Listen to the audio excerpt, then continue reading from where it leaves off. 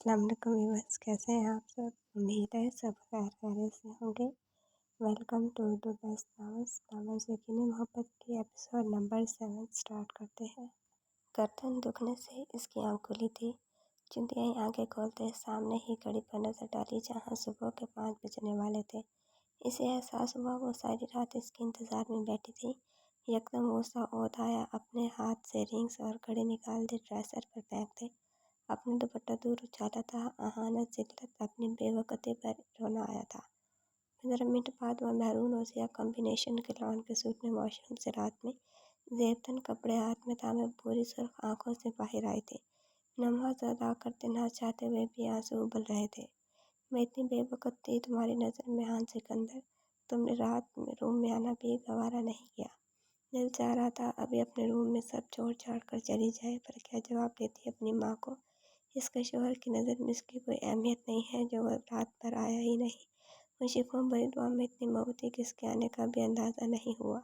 वह file dresser पर रखते इसके झुके सर पर गौर करते, खुद पर अफसोस करते, फ्रेश होने के बाद इससे बात करना चाहता था। चंद सानिया बाद शावर के बाद से अंदाज़ा हुआ वॉशरूम में कोई हैसियतनाक नज़रों से बंद दरवाज़ा देखते हुए जाए नमाज तय लगाते उठी थी। ड्रेसर के सामने खड़ी अपने बाल बनाने की घर से दुपट्टा सर से उतारा था। कंघा लेने के चक्कर में इसका हाथ ड्रेसर पर बड़ी सी फाइल पर लगा के सारे कागजात बिखरते चले गए। यह समेटने की घर से झुकी थी जब इसकी नज़र अचानक सफ़ेद कागजात से टकराते इसे गंग कर गई थी। वो बाहर आया तो इसे बेहिस हरकत दोनों हाथ ड्रेसिंग पर टिका कमर पर बिखरे से लंबे बालों में देख मपम सा मुस्कुराया। पहली दफ़ा वो इसके बाल देख रहा था। दिल चाहा इस इनकी नरमाहट अपने हाथों में महसूस करे। रात का शदीद हंगामा भी लाल बुलाए वो अपनी ख्वाहिश पर लपैक करना चाहता था। इसलिए है वो इसके बाल हाथ से छूते बोला था। रिया ने कोई तासर नहीं दिया था। मुझे नहीं पता था मेरी बीवी के नाक के बाद बाल भी मुझे पागल कर देंगे। इसका रुख अपनी जानिब करते खुमार आलूद लहजा हुआ था। तुम रोई हो? आन ने इसकी सुर्ख आंखें छुई थी। तुम्हारी मुँह दिखाई देती पर तुम अब इसके काबिल नहीं हुई। इसे संभालने का मौका दिए बगैर इसकी सुर्ख नाक पर अपने लब रखते से शस्तर कर दिया था। छोड़े मुझे। इसका हिसार तोड़ने की कोशिश में वो इसे अपने सीने से लगा गया था। छोड़ने के लिए नहीं था माँ। इसका भीगा वजूद रिया को समेटने पर मजबूर करता कि इसके लब अपनी गर्दन पर सरायत करते नफरत महसूस हुई कि रिया के हाथ इसके गाला तक गए थे। छोड़ो मुझे। इसका हिसार कमर से हटाते वो इसका कॉलर मुट्ठी में थामे चीखी थी। माना कि मुझ पर सिर्फ हक तुम्हारा है, पर कॉलर तक जाने की इजाज़त मैं तुम्हें भी हरगिज़ नहीं देता। माथे पर तेवरी चढ़ाई वो इसकी नज़रों में नफरत देखे बगैर इसके दोनों मेहंदी से सजे हाथ अपने सीने पर रख चुका था। इसकी भी हंगम धड़कनें अपने हथेली पर महसूस करते वो तल्ख हुई थी। मुझसे पहले किस किस पर अपना यक लुटा चुके हो आन सिकंदर। वो तल्खी से मुस्कुराई थी। क्या बोल रही हो? वो अब इसकी आंखों में अजीब सा तासर देखते हुए हैरान था। इसके बारे में क्या कहोगे? इसके मुंह पर पेपर उछाले थे। आहान हवा में लहराते पेपर देख सदमे में हुआ था। रिया मैं तुम्हें बताता हूँ ये जो तुम सोच रही हो। Just shut up. मैंने आज तक खुद को हमेशा सींध कर रख संभाल कर सिर्फ ऐसे शख्स के लिए रखा था जिसके जज्बात मोहब्बत और एहसास मेरे नाम हो। लेकिन आप तो ये सब किसी पर लुटा चुके हैं। बल्कि मुबारक हो, एक बच्चे के बाप भी बनने वाले हैं। मुझे मेरे घर वालों को धोखा दिया, इससे शादी भी की थी। या रिया आहान ने इसकी बकवास पर तैश से थप्पड़ के लिए हाथ उठाया था। वो गंगता महज कागज़ के टुकड़े को देखते इसके लबो लहजे पर जो हवा में ही मुक्का बनाते जब्त करते नीचे गिर गया था। मुझे मारेंगे आप? वो हैरान से रोते बिखरे सरापे में थी। आन को खुद पर गुस्सा आया। मुझे सुनोगी? वो थामता कि वो पीछे बदकी थी। शादी की सुबह ही क्या हंगामा बरपा था। मुझे कमज़ोर औरत नहीं समझना जो चुपचाप सहन करेगी सब। मैं अभी जा रही हूँ, सबको बताऊँगी आपके करतूत की रिपोर्ट सबको दिखाऊँगी और कहूँगी सबको रात भर तुम घर नहीं आए। वो आंसू साफ करते तेजी से कागज़ थामे बाहर बढ़ती जब इसकी आवाज़ उसका खून मंजमद कर गई थी। अगर तुमने एक कदम भी कमरे से बाहर निकाला या किसी को कुछ बताया तो तुम्हारी जान खुद लूँगा मैं। इसको खींचते बेड पर रखा दिया था। रिया को इसकी सर्द आंखों से और खुद पर झुकाव से खौफ आया था। तुम करैक्टरलेस भी हया हो। मुझे ऐसा शौहर नहीं चाहिए। वो बराबर चीखी थी। आहान जैसे दूर जा रहा था इसके मुंह से अपने लिए बकवास सुनते वापस पलटते इसके से सकते वजूद को गिरफ्त में लेते फनकारा था। तो मुबारक हो फिर तुम्हें मिसेस अज़हान कि तुम इस बेहया शख्स की अब बीवी हो। और ये दुरुस्त करो वरना बेहया एक ऐसा सबूत दूंगा कि वो लब दबाए इसका हाथ खींचते अपने मुकाबले कर चुका था। रिया इसके गजबनाक तेवर देखते वॉशरूम में फौरी बंद हुई थी। वो बेसाख्ता पहले दिन इसका रवैया देखते अंदर अपनी सिसकी दबा रही थी। इतनी सादा मेरी बेटी क्यों है? सानिया बेगम ने मोहब्बत पाश लहजे में इसे साथ लगाते कहा जो दूल्हे सादा से चेहरे में नाश्ता की टेबल पर अपने हाथ पर सालिम के दबाव से जब्त कर रही थी। वलीमा 2 दिन बाद रखा था। वो महज खोखला सा मुस्कुराई थी। क्या चाह रही हो डार्लिंग, मैं खिलाऊं सबके सामने? इसके हाथ की उंगली अपनी गोद में धरे हाथों की उंगली में रचती महसूस करते वो बेबस हो गई थी। जो इसके साथ बैठा इसके जब्त की इम्तिहान ले रहा था। हाथ छोड़े, मैं चिल्लाऊंगी वरना सामने देखते वो तरफ छुपाते नॉर्मल तासरात देते बोली थी। चिल्लाओ, मैं भी देखूंगा। चिल्ला के क्या जवाब दोगे? वो इसके तासरात में महफूज होते वो इसे मजीद गुस्सा दिला रहा था। मनोहर में बैठी अपनी मेहंदी देख रही थी। जाने अज़हान को तेजी से चेहरा छुपाए रूप में जाते देखा। अज़हान रिहा शेयर करना चाहती थी, वो आन का पूछना चाहती थी और वही बता सकता था इसके खिलाफ सबूत। वो इसलिए महेंद्र से कितनी तकलीफ में थी। तुम्हारे चेहरे पर क्या हुआ है? वो मजीद बोलती जब इसकी आवाज़ कानों से टकराई थी। कमरे में जाओ रिहा, आइंदा मुझे इसके या किसी के साथ मेरी इजाज़त के बगैर नजर आई तो मुझसे बुरा कोई नहीं होगा। क्यों? वो मेरा कज़न है, आप मुझे ऐसे रोक नहीं सकते। ना, मैं रुकूंगी। खामोशी तोड़ते गुस्से से बोली। और मेरी जान, अगर भूल रही हो तो याद दिलाओ, मैं अब तुम्हारा शौहर हूँ। इसके करीब होते आहिस्ता आवाज़ में चबाते कहा था। रूम में जाओ, वो दबाव जोर देते बोला था जबकि अज़हान शर्मिंदा सा नजरें चुराया था। भाई मेरी बात, शट अप। मुझे भाई तो बिल्कुल भी मत कहना। वो रिया को जाते देख बोला था और आपका गुस्सा अब भी था। वह दरवाज़ा खोलते इसके कमरे में था। कहाँ गई वो बेहाल सा ढूंढ रहा था। किसे ढूंढ रही हो? इसके कदम मंच पर डूबे थे। आप किसी को नहीं। वो माथे पर आई नमी साफ करते मुस्कुराने की सही करते नॉर्मल होते बोला था। तो फिर यहाँ क्या कर रहे थे? वो कदम इसकी जानिब बढ़ाते जबड़े भींचे सपाट सा था। मैं वो कब से मेरे फ्लैट में रखा था इसे किसे वो खौफ लदा हुआ था। जोरदार थप्पड़ इसके मुंह पर मारा था कि वो 2 कदम पीछे लड़खड़ाया था। शर्म नहीं आई तुम्हें? अपनी हरकत पर इतने बेगैरत हो गए थे तुम। अज़हान इतनी अखीर आई थी तो रिश्ता बेचती। इस लड़की के घर एक नाजायज़ रिश्ते में बनने की क्या ज़रूरत थी? वो शदीद तैश में था। Bye I am sorry, please मुझसे गलती। वो शर्मिंदा से सर झुकाया था। सामने दूसरा शख्स फैमिली ड्रामा एंजॉय कर रहा था। तब तक वो लड़की सर झुकाए वॉशरूम से बाहर आई थी। अज़हान को मज़ीद शर्मिंदगी ने घेरा था। वो तो चलो मर्द था, तुम तो लड़की थी ना, तुम्हें भी अपनी इज्जत का ख्याल नहीं था। वो इसके झुके सर को देखते चुप ना रह सका। अपने भाई से पूछिए, हमेशा औरत को ब्लेम नहीं किया करे, मर्द भी बराबर का जिम्मेदार होता है। वो काटदार लहजे में दो बदो बोली थी। तुम जैसी ही होती है मेरी मर्जी का टैग लगाकर घूमने वाली मर्द को नुमाइश दिखाना फर्ज होता है। जब तुम्हें ही अपनी इज्जत का ख्याल नहीं तो इसे क्या कहो? क्यों रखा इसे यहाँ पे? जब कोई रिश्ता नहीं ही नहीं तो आन पुकारते बोला था। रिश्ता क्यों नहीं है मिस्टर? मैं आपके भाई के बच्चे की माँ बनने वाली हूँ, समझे आप? और जानते हैं इसकी करतूत मुझ पर जो फतवा जारी कर रहे हैं। आपका भाई मुझे आगे किसी को पेश करने वाला था। ये तुम्हारे भाई की मर्दानगी है। वो तो फट पड़ी थी। ये क्या कह रही है अज़हान? वो मज़ीद तैश में हुआ था। मैं कुछ पूछ रहा हूँ, तुम अपने करियर पर फोकस करने की बजाय ये सब करते फिर रहे थे। हान अपने हाथों पर जब्त किया था वरना दिल चाह रहा था अज़हान को शूट कर दे। सबकी मोहब्बतों का ये सिला दिया था इसने। प्लीज़ अपना फैमिली ड्रामा बाद में जारी रखना एडवोकेट साहब। फिलहाल दानिन हैदर के घर वालों ने इनकी गुमशुदगी की रिपोर्ट दर्ज कराई है, लिहाजा वो तुम्हारे फ्लैट में पिछले 1 दिन से पाई गई है। सॉरी टू से, इसके मुताबिक तुम्हारे भाई या तुम्हें मुझे रेस्ट करना पड़ेगा। गाजिया ने एसएचओ को हथकड़ी दिखाने का इशारा दिया था। आई एम सॉरी भाई, प्लीज़ मुझे माफ़ कर दे, मैं मजबूर था। दानिन से मैंने कोर्ट मैरिज कर लिया, वो मेरी बीवी है। अब कोई कानून भी बालिग अफराद की शादी करने पर कम से कम इसे हिरासत में लेने का इख्तियार नहीं रखता। आखिर वो सामने खड़े गाजियान को जताते बोला था, जबकि हाँ तो इसके नए इंकशाफ पर गंग था। कल इसकी ज़िंदगी का अहम दिन था और वो ये मामला निपटाता फिरा था। कितनी जिल्लत हुई थी जब ये शख्स इसके फ्लैट पर पाई जाने वाली लड़की की वजह से इसे इसके घर से अरेस्ट करके ले गया था। रिपोर्ट खारिज करने के लिए इसे अज़हान का वकील बनते वो रिपोर्ट और निकाहनामा एविडेंस के तौर पर चाहिए थे, जबकि यह तो कुछ सुनने को तैयार न थी। महज कागज़ के टुकड़ों को लेकर वो इसे करेक्टरलेस कहते इसे ब्लेम दे रही थी, ना वो इसे एक्सप्लेन करने वाला था।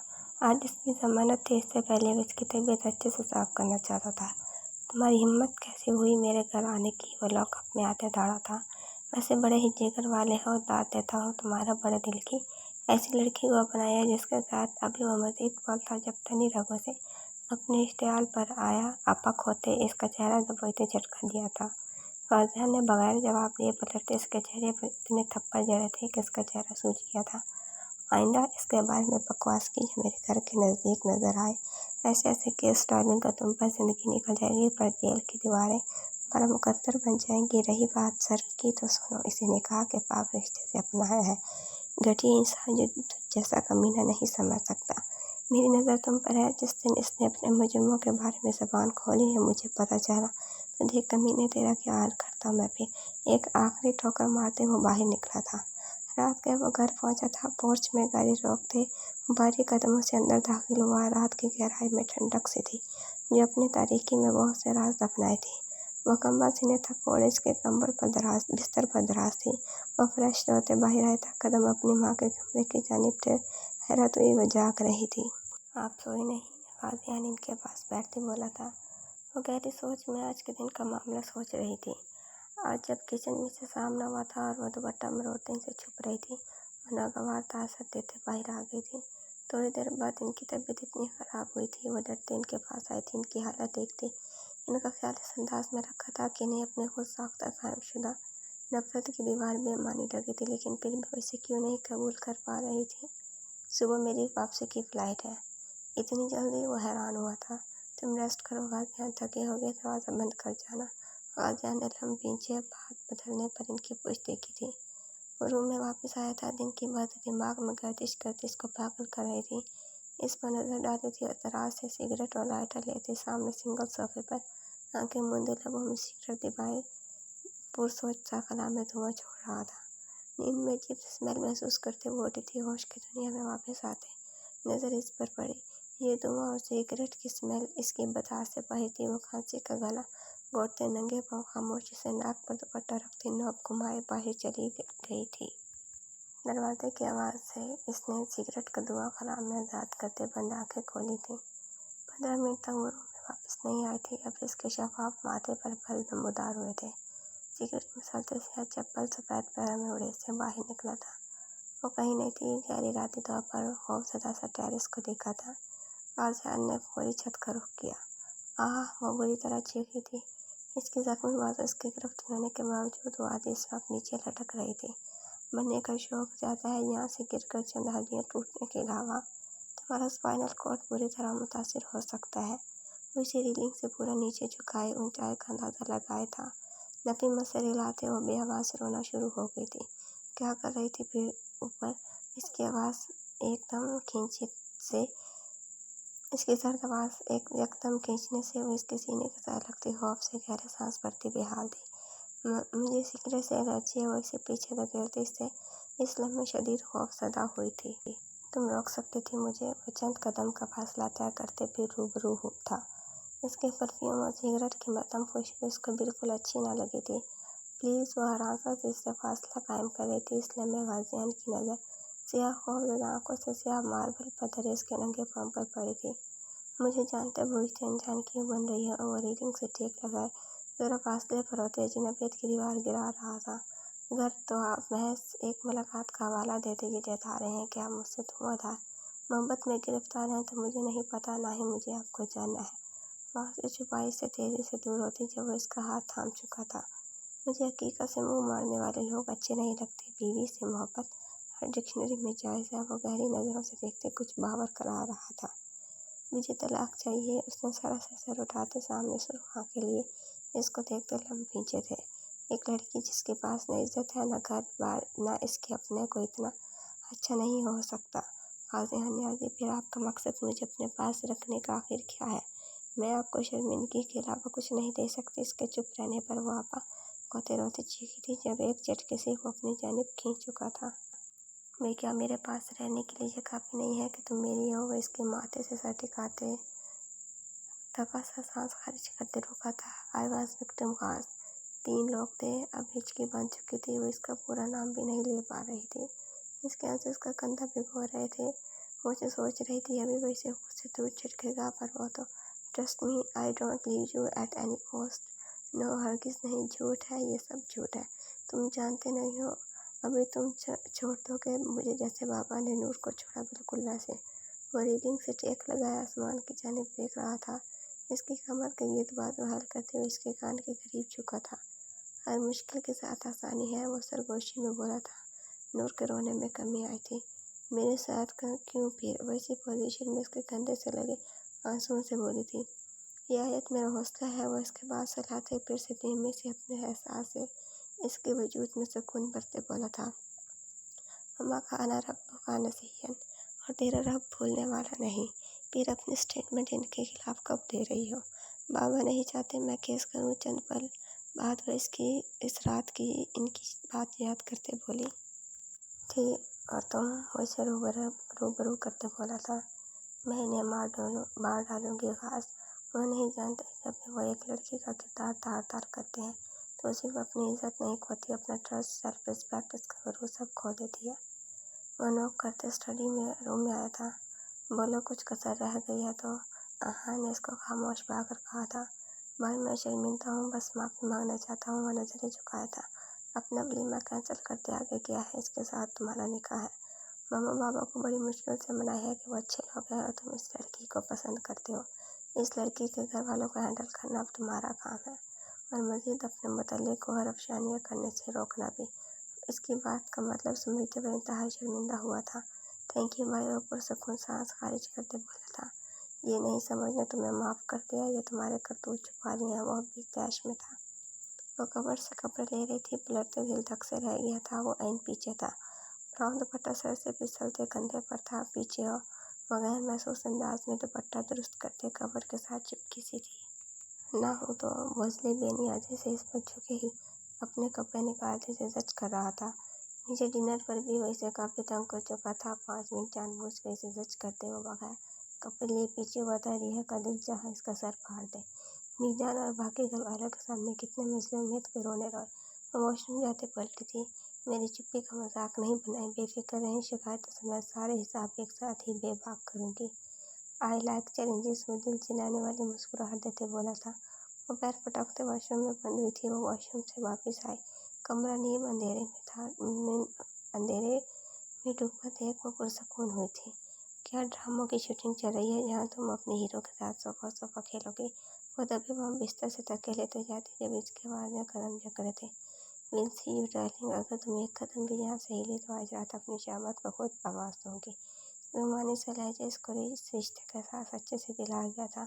हल्की पीली रोशनी में बाजू आंखों पर धरी सी पोजीशन में नींद दराज था, जबकि उसने बेनियाजी से एक कदम मजीद लेती वो एक ही जस्त में से खुद पर खींच चुका था। वो साकत बढ़ती धड़कनों से मानी कि इस खामोशी में अब इसकी धड़कनें महसूस कर रही थी। आहान की नज़र इसके नम से चेहरे पर थी। हमने हशर उठा रखा है बिछड़ने पर, वो जाने जहाँ तो परेशान भी जाता नहीं। गंभीर लहजे में बोलते इसे खुद पर झुकाया था। मेरी जज्बात उजागर करने की जिम्मेदार तुम होगी। इसकी नाक चुमते से खुद में समेट लिया था। वह चेहरे पर सुर्खी लिए गंग से थी।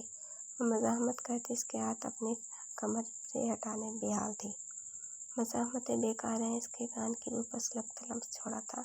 आप ज़बरदस्ती करेंगे मेरे साथ? वो अपने गाल पर महसूस होती इसके शेप की चुभन से तपते गालों से आंखों में नमी लिए बोले थे। इख्तियारात रखने वाले ज़बरदस्ती के कायल नहीं होते। वो इसके बाल बंधे जोड़े की जद से आज़ाद करते बेचारा चुपा खुमार आलूद लहजे में बोला था। मैं ख्वाहिश नहीं थी आपकी, मेरी औकात पहली रात में वाज़ेह करते मुझे जवाब देने की बजाय अब मुझ पर ज़बरदस्ती हक जताते तलब पूरी करना चाह रहे हैं। अपनी से खुद से दूर न करते हार मान गई थी। गहरे सांस भरते इसके माथे पर ही अपनी पेशानी टिका गई थी। ऐसे निकाहनामे, तलाकनामे और कई कागजात मेरी फाइल में तुम्हें अक्सर मिलेंगी, और तुम मुझे हर बार कैरेक्टरलेस और बेहया के ताने दोगी।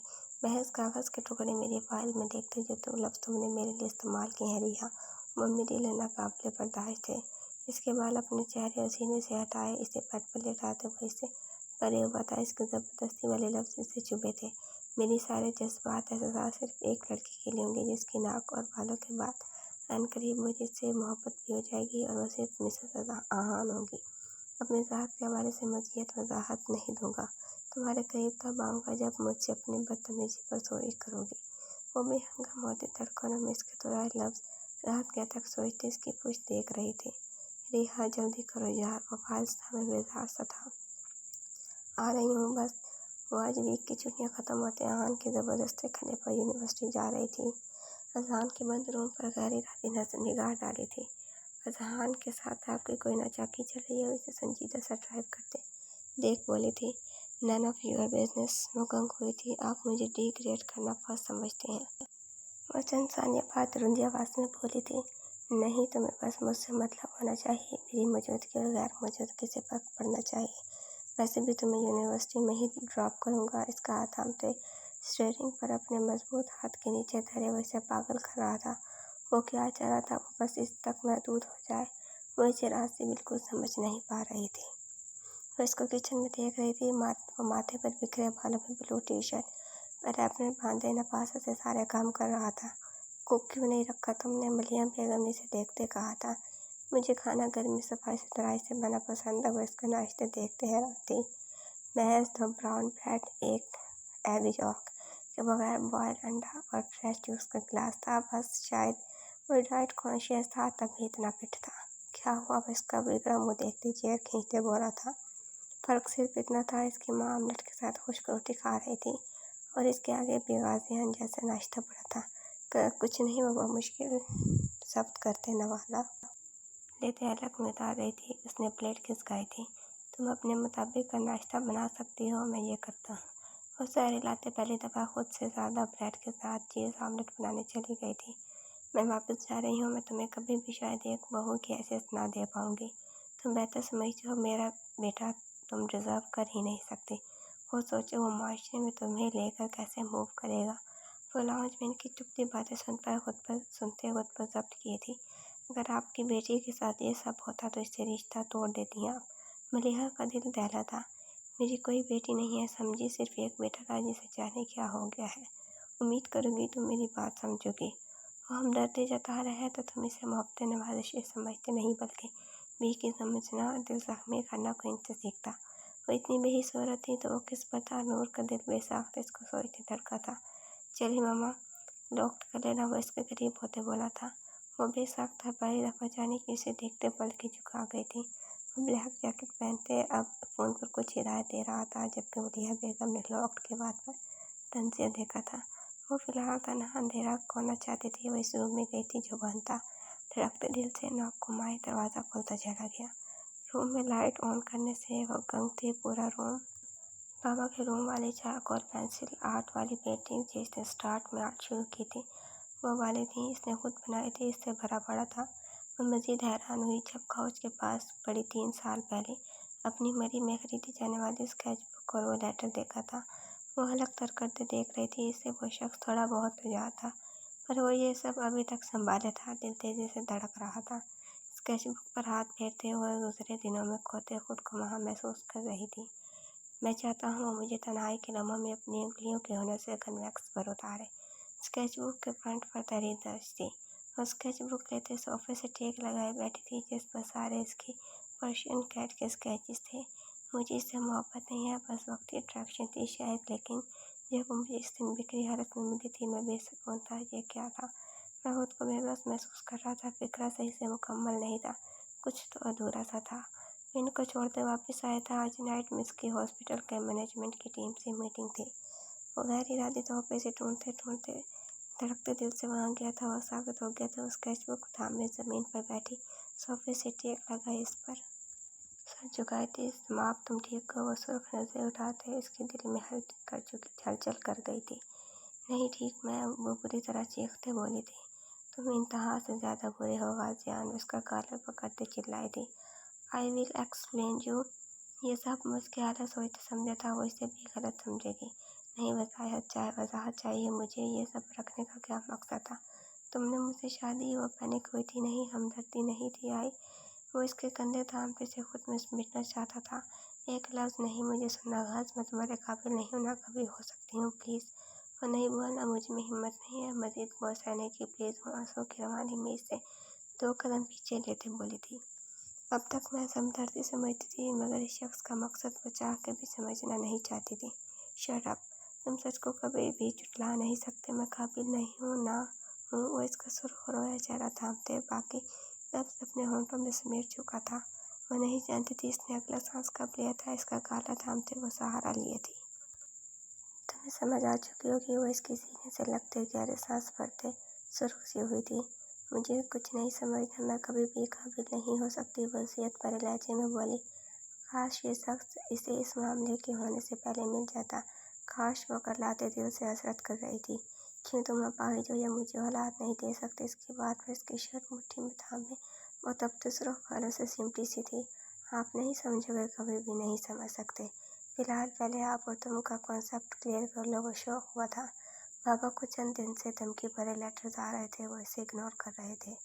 इसका मतलब जस्टिस साहब जानते हैं इन लोगों को। वो सोच सका था।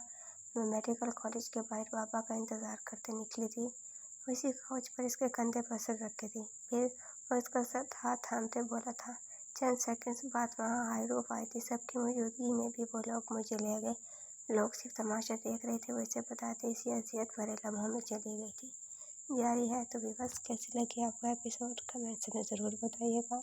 अगर आपने मेरा चैनल सब्सक्राइब नहीं किया तो जल्दी से सब्सक्राइब करके बेल आइकन के बटन को दबा दें, ताकि नए आने वाले नॉवेल्स की अपडेट आपको मिलती रहे। इंशाअल्लाह जल्दी मुलाकात होगी नेक्स्ट एपिसोड के साथ। अपना ख्याल रखिएगा। अल्लाह हाफिज़।